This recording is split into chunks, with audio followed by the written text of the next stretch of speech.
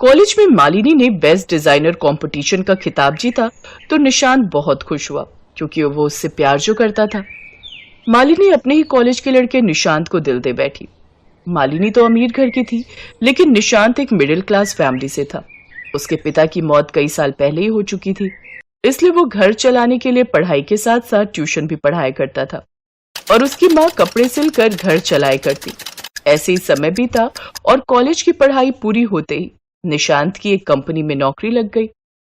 मैं बहुत खुश हूँ बेटा, अब बस तेरे हाथ जल्दी से पीले हो जाए तो मुझे आराम मिल जाए। निशांत की भी अब नौकरी लग गई, इसलिए अब सुपर्णा ने अपने घर में बहू लाने का विचार कर लिया और उसने इस बारे में पंडित से बात की। ठीक है, मैं जल्द ही कोई गुणी लड़की बताता हूँ। पंडित के जाने के बाद माँ तुम भी ना, जिसकी शादी एक बार उससे तो पूछो। क्या मतलब? मतलब ये कि भैया को कोई लड़की पसंद है। मैंने एक बार उन्हें बाजार में साथ में देखा था। ये बात पता चलते ही सुपर्णा अपने बेटे से इस बारे में बात करती है और दोनों की शादी पक्की करवा देती है। कुछ दिन बाद मालिनी ब्याह कर अपने ससुराल आ जाती है और शादी के अगले दिन मालिनी अपनी पहली रसोई में सबके लिए खीर बनाती है। आज बहू की पहली रसोई है, मैं आज उसे अपने हाथों से सिला हुआ ये सूट दूंगी, उसे जरूर पसंद आएगा। सुपर्णा अपने कमरे में जाती है और वहां से अपने हाथों का सिला हुआ ड्रेस लेकर आती है। ये लो बहू, ये अम्ब्रेला सूट मैंने अपने हाथों से तुम्हारे लिए बनाया है। अपनी सास के हाथों का बना ड्रेस देखकर मालिनी का मुंह बन जाता है, लेकिन फिर वो झूठ झूठ कहती है, हाँ माँ जी, ये सूट तो बहुत अच्छा है।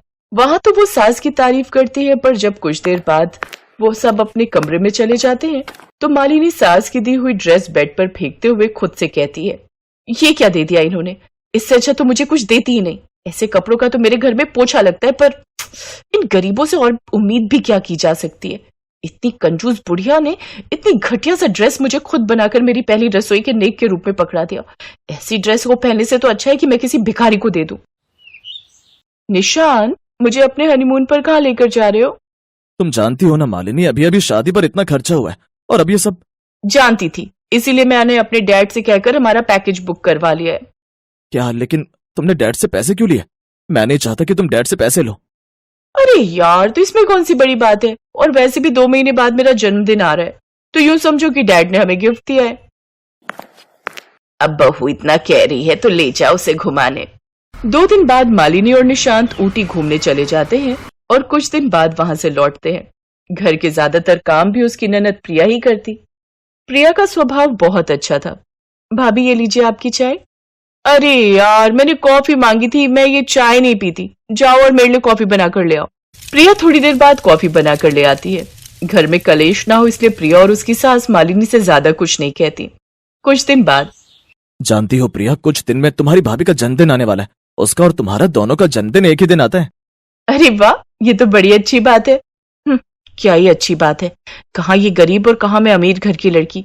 वैसे मैंने तो सोच लिया कि मैं ससुराल में अपने पहले जन्मदिन पर बाहर से केक मंगवाऊंगी और साथ ही एक पार्टी भी रखूंगी। और हाँ निशांत, मुझे ना अपने लिए महंगी ड्रेस भी लेनी है ताकि मैं ढेर सारी फोटोज की रील्स बनाकर डाल सकूं। और अगर इस बार भी तुम्हारे पास पैसे नहीं है तो मैं डैड से ले लूंगी। ये सुनकर निशांत परेशान हो जाता है क्योंकि वो नहीं चाहता था कि मालिनी फिर से पैसे ले। सुपर्णा अपने बेटे के दुख को समझ जाती है।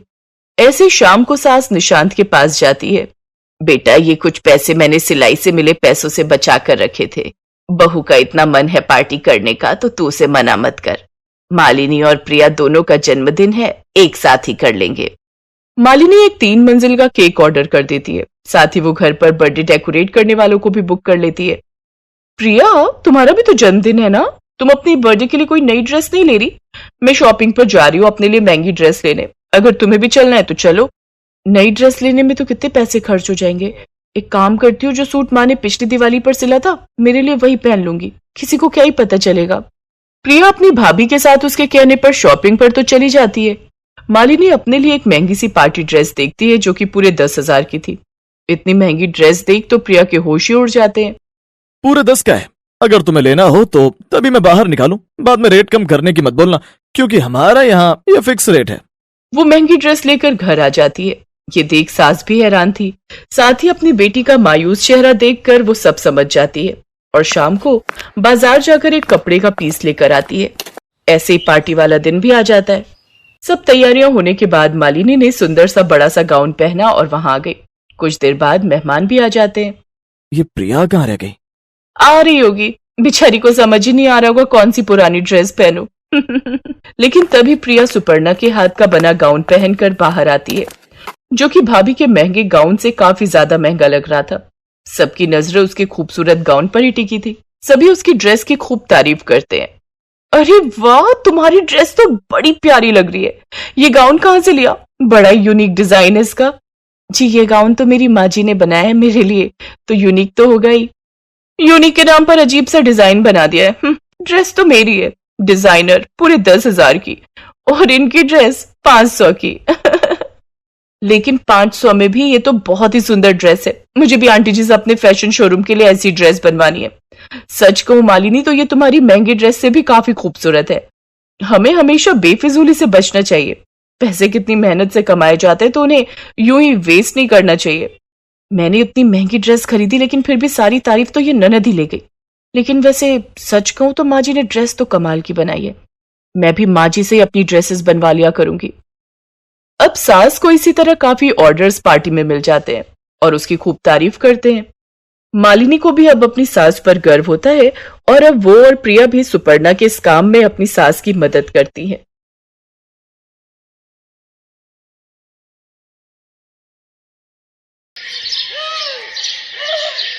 मलकागंज गांव में सोनम अपनी मां विमला के साथ रहती थी।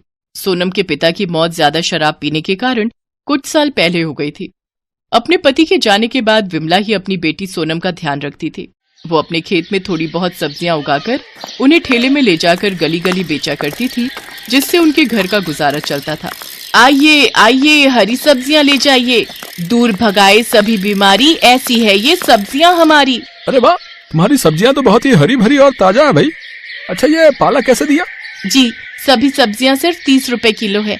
आपको जो चाहिए ले जाइए। अच्छा, तो ये पालक 1 किलो और कद्दू आधा किलो, और हाँ, ये कटहल भी 1 किलो कर दो। जी भाई साहब, अभी बांध देती हूँ। विमला अपनी बेटी सोनम को सरकारी स्कूल में पढ़ने डाल देती है और खुद सारा दिन धूप में गली गली जाकर सब्जियां बेचती, जिससे वो घर खर्च चलाती। साथ ही सोनम की पढ़ाई और कुछ पैसे सोनम की शादी के लिए भी निकाल कर रख लेती। आ गई माँ, चलो आप हाथ मुंह धो लो, मैं तुम्हारे लिए खाना रख देती हूँ। ठीक है बिटिया, तूने खा लिया क्या? नहीं माँ, मैं तो तुम्हारे आने की ही राह देख रही थी। मेरी माँ सारा दिन मेहनत करती है, बहुत थक जाती होंगी ना? मेहनत नहीं करूंगी तो अपनी गुड़िया के ब्याह के लिए पैसे कैसे इकट्ठा करूंगी? ऐसे ही कुछ साल बीत जाते हैं और सोनम 12वीं पूरी कर लेती है। एक रोज वो अपनी माँ के साथ गांव के सरपंच की बेटी रोशनी की शादी में जाती है, जहां उसका शादी का लहंगा देखकर सोनम हैरान रह जाती है। वाह रोशनी, तेरा लहंगा तो कितना खूबसूरत है। खूबसूरत तो होगा ही, इतना महंगा जो है। पर तू ऐसे लहंगे के सपने देखना छोड़ दे। तुम गरीबों के बस की नहीं है इतना महंगा ब्राइडल लहंगा खरीदना। तू तो अपनी माँ को बोलकर उनकी साड़ी का ही लहंगा बनवा लियो अपनी शादी के लिए। रोशनी की ये बात सुनकर सोनम बहुत दुखी होती है। परेशान मत हो मेरी बच्ची, तेरी माँ से जितना हो सकेगा वो तेरे लिए जरूर करेगी। उसी शादी में रोशनी की मौसी आशा अपने बेटे के साथ आई हुई होती है। सोनम पर जैसे ही उसकी मौसी की नजर जाती है, वो उसे देखते ही रहती है। गुलाबी रंग के सूट में ये गोरी लड़की बिल्कुल ऐसी लग रही है जैसे कोई कमल का फूल हो। मुझे तो अपने छोटे बेटे रौनक के लिए बड़ी ही पसंद आई। हाँ माँ जी, लड़की तो बहुत सुंदर है। रौनक को भी सोनम पहली नजर में ही भा जाती है। शादी के कुछ दिन बाद आशा अपनी बड़ी बहू और दोनों बेटों के साथ सोनम के घर जाती है और उसकी माँ से उसका हाथ मांगती है। बहन जी, मैं एक गरीब सब्जी वाली हूँ और आपके बड़े घर में रिश्ता जोड़ने की मेरी हैसियत नहीं है। आंटी, रिश्ता हैसियत देखकर नहीं बल्कि दिल देखकर जोड़ा जाता है, और हमें सोनम पहली नजर में ही भा गई। सही कहा बेटा तुमने, और हमें इस शादी से कोई दिक्कत नहीं है। सोनम के लिए बड़े घर से आया रिश्ता देख विमला खुश हो गई। विमला ने अपनी जमा पूंजी निकाली और उसने अपनी बेटी की शादी की तैयारियां शुरू कर दी। सब तैयारियां होने के बाद वो अपनी बेटी को ब्राइडल लहंगा दिलाने के लिए सोनम के साथ शहर गई और सुंदर सा ब्राइडल लहंगा उसके लिए ले आई। मैं जानती हूँ बेटी, तुझे सरपंच जी की बेटी जैसा ब्राइडल लहंगा लेने का मन था, पर तेरी माँ के पास इतने पैसे नहीं कि तुझे इतना महंगा दिला सके। कोई बात नहीं माँ, ये भी मुझे बहुत पसंद है, लेकिन कल क्या होगा ये कोई नहीं जानता। शादी से ठीक एक दिन पहले सोनम का ब्राइडल लहंगा चोरी हो गया और सब लोग बातें बनाने लगे। हाय कितना बड़ा अपशगुन है ये तो, दुल्हन का लहंगा चोरी हो गया। ये तो बहुत ही बुरा हुआ।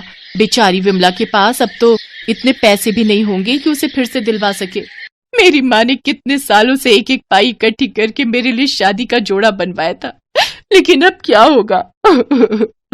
ये बात जब सोनम की जेठानी को पता चली तो वो बाजार गई और सोनम के लिए एक बहुत ही महंगा और खूबसूरत ब्राइडल लहंगा ले आई, जिसे देखकर सोनम हैरान रह गई। अरे ये तो वही लहंगा है जो सरपंच जी की बेटी मतलब रोशनी ने अपनी शादी में पहना था। हाँ, हमें उसी ने बताया कि तुम्हें उसका लहंगा बहुत पसंद आया था, लेकिन इतना महंगा होने के कारण तुम ऐसा लहंगा अपनी शादी के लिए खरीद नहीं पाई। इसलिए जब मुझे पता चला कि तुम्हारा लहंगा चोरी हो गया है तो मैं इसे तुम्हारे लिए ले आई। दीदी आप बहुत अच्छी हो, थैंक यू सो मच। तुम्हारा बहुत बहुत धन्यवाद बेटी, तुमने हमारी लाज बचा ली। सोनम मेरी छोटी बहन जैसी है माँ जी, उसके लिए मैं इतना तो कर ही सकती हूँ। अब कल इस जोड़े को पहनकर दुल्हन बनकर तैयार हो जाना, हम धूमधाम से बारात लेकर आएंगे अपनी दुल्हनिया को लेने। अगले दिन जब सोनम वो ब्राइडल लहंगा पहनकर तैयार होती है तो वो किसी अप्सरा से कम नहीं लगती। सबकी नजरें उस पर टिक जाती हैं। उसे देख रोशनी भी हैरान रह जाती है। सोनम को उस ब्राइडल लहंगे में देखकर विमला की आंखें भर जाती हैं। फिर धूमधाम से सोनम की शादी रौनक से खुशी खुशी हो जाती है। Best buddies. Hello friends, thanks for watching this video. अगर आपको ये वीडियो पसंद आया है तो प्लीज लाइक, सब्सक्राइब, कमेंट्स करें इस वीडियो पर और हाँ, शेयर करना भी ना भूलें। और भी मजेदार वीडियो देखने के लिए नीचे दिए गए बेल आइकॉन को दबाएं। देखते रहिए बेस्ट बडीज।